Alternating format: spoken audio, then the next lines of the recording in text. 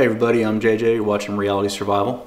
So today we are going to talk about a 9-line Medivac request for preppers. So the idea here is this is a hypothetical conversation in the prepping community. We like to talk about hypothetical situations where, you know, maybe there was some sort of a nationwide grid collapse. Maybe it's caused by an EMP or a coronal mass ejection. Perhaps the government is no longer functioning and or they're taking care of themselves and there's no more essential services offered, like the police answering the phone or ambulances, you know, could be called out to the scene and stuff like that. Maybe you're in a situation where you have to defend your area or something like that from looters and rioters and, you know, all that kind of stuff. And so you know, it's kind of the Mad Max kind of scenario or a SHTF situation or something along those lines. Maybe it's a foreign invasion. Maybe China or Russia or somebody has invaded America. Who knows what the situation is? But you find yourself where there is no real rule of law anymore. And so the idea behind this is to give preppers and prepping groups and stuff like that some information that might be useful in case they ever needed to coordinate a Medivac request with other people in their group or with other people in their neighborhood, or, you know, whatever the case may be. Obviously, you would have to work with these people ahead of time so that they would understand what you're saying, and I'll kind of go through that as we go along here. So 9-line is commonly used in two things in the military. One is for Medivac request. That's where this is derived from. I think I took the idea, the inspiration for this from a channel called Life of a Special Operator, Special Forces Operator, or I don't know. I'll try to put the link to his channel down below. It's a pretty cool channel. He's a former SF guy, and he talks about different stuff, you know, different experiences he had and all that kind of thing. And it's a pretty good channel to be subscribed to. But I kind of adapted this list for preppers specifically. It's not a military-centric list, kind of like the one that he showed. So I kind of adapted it a little bit. And then the other thing that 9-lines can be used for is for calling in air support, you know, by like TACPs and forward observers and those kinds of things. But this is for the Medivac request. So number one is what you're going to do basically is you're going to have 9 bullet points, and you're going to give very short, brief descriptors on each of those 9 points. Now, a lot of this information will be pre-coordinated with the people that you're talking to on the radio so that they know what it means. Okay, so it's the two ends working together. Say one group of people had to go out for a supply run to go to a gray market somewhere, or, you know, like a local farmer's market or something, and they end up getting attacked on the way back or something like that, and they need help. Okay, so then you would call back to your buddies, and then you would give them this 9-line, and it would be all the information that they need to know where you're at and how to come get you. Okay, so number one is location of pickup. That's going to be, you could potentially use grid coordinates, although that's not very secure over open airways. Another way you could do is do predetermined code names for specific locations. So if you looked at the map on where you were going, and you could say, okay, this intersection is code Alpha, this one's Delta, Charlie, Echo, so on and so forth, okay? And then that way you don't have to call out specific road crossings and stuff so other people don't know where you're at and what's going on. All right, so that's number one, location of the pickup. Where do you need to meet? Number two is frequency and the call sign of the person at the pickup. Now, it might be the same call sign as the person who's calling in, but if the group split up for some reason, it might be that there's another call sign for the person who's staying with the wounded, and then the other team is doing something else. Okay, so you want to give the frequency that they're going to be on in the radio. That way, when the responding force gets out to, say, whatever it is, location Delta, then they can come up on their radio. Maybe it's a ham radio, or maybe it's a GMRS radio, or maybe it's a MERS radio. If you don't know what those frequencies are and those bands are, then you can go to AmericanPreppingAcademy.com. I have a full, like a 1 hour lesson on radio basics, and it'll cover all that for you, so you'll understand what I'm talking about. But anyway, you want to let them know, what frequency you're going to be on and who's the call sign of the person who they will be speaking to when they get there. Okay. Number 2, or that was number 2. Number 3 is the number of patients and the urgency of the pickup. Okay, so A or alpha would be urgent, like we need you here in 30 minutes or less. Like you need to haul ass. Like, we got significant bleeding and airway issues. We need somebody here now. B would be priority. Maybe it's like an hour or less, something like that. C, 2 hours or less. D, convenience. Maybe it's 4 to 8 hours. We need to have somebody out here. You could establish what these codes mean, obviously, for yourself.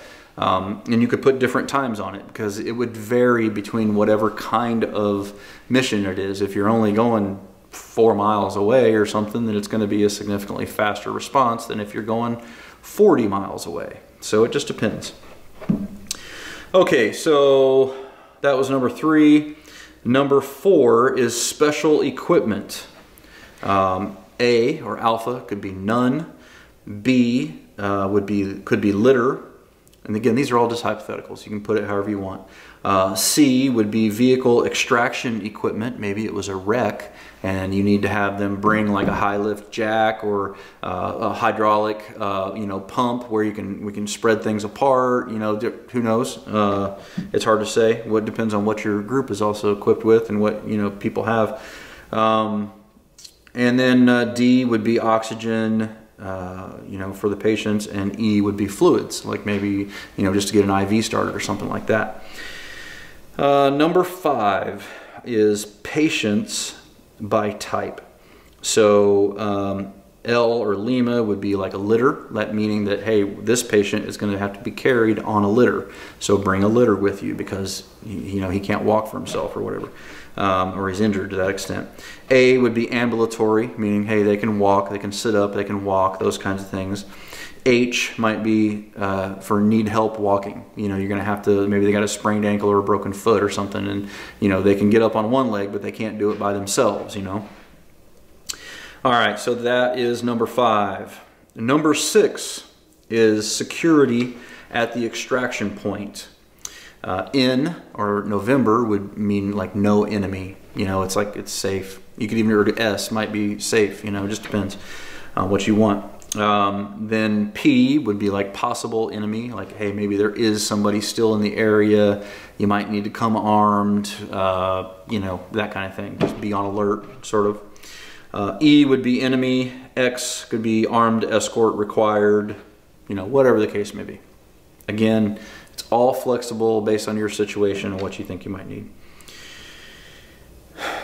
Number 7 is marking, a method of marking at the extraction point.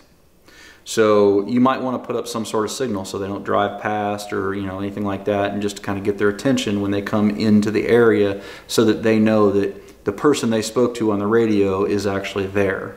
Now you could also have additional stuff like running call signs and all that kind of thing, but we're not going to get into that here.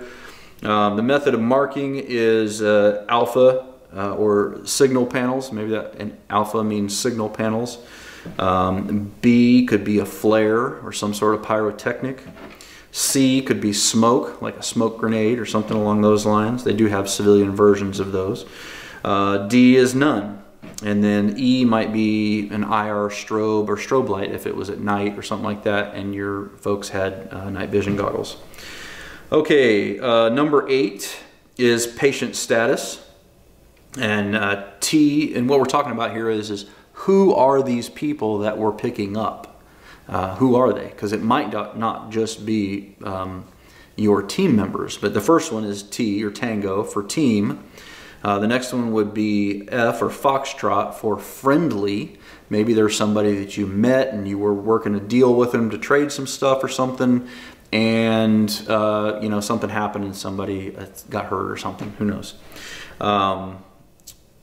H could be, so team member, friendly, yeah, H would be like enemy prisoner. Say that somebody attacked you to try to take your stuff that you got down at the market, and you wanted to keep them prisoners so that you could turn them over to whatever authority, if there were any in the area. Maybe there was still a sheriff functioning or something, and you were gonna, you know, turn them in or something, who knows.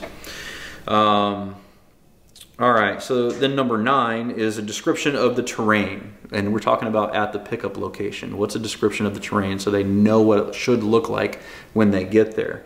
And that would be, you know, like wooded area with rocky hills and there's a big lake to the south. Something along those lines.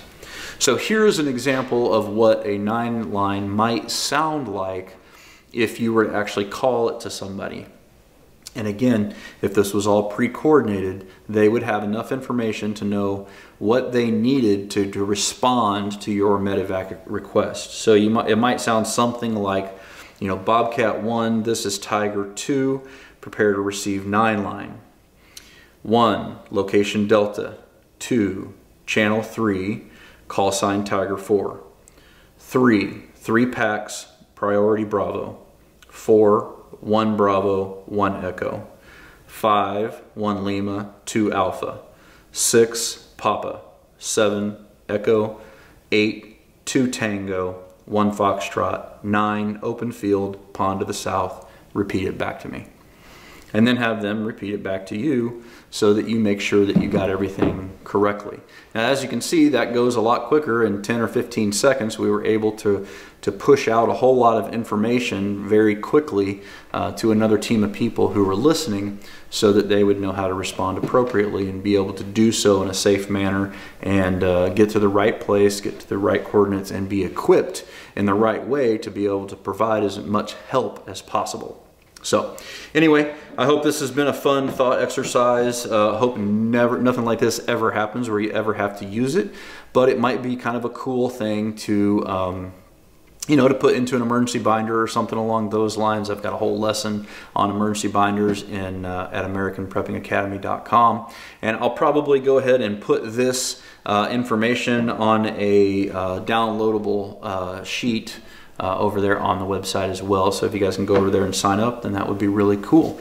Now, before I go, I do want to tell you guys about a pretty cool affiliate of the channel, and that is On Scene Alerts. I recently signed up with these guys, and I think that they're a really, really great service so that's going to help you stay situationally aware of threats as they develop in the real world, not hypothetical. And also just to increase your situational awareness of what's going on around the country and what's going on around the world. The first thing they do is they'll send you text messages of any ongoing threats that are happening in your area. And you can, the cool part about this service is you can choose the geographical areas that you want to be notified about.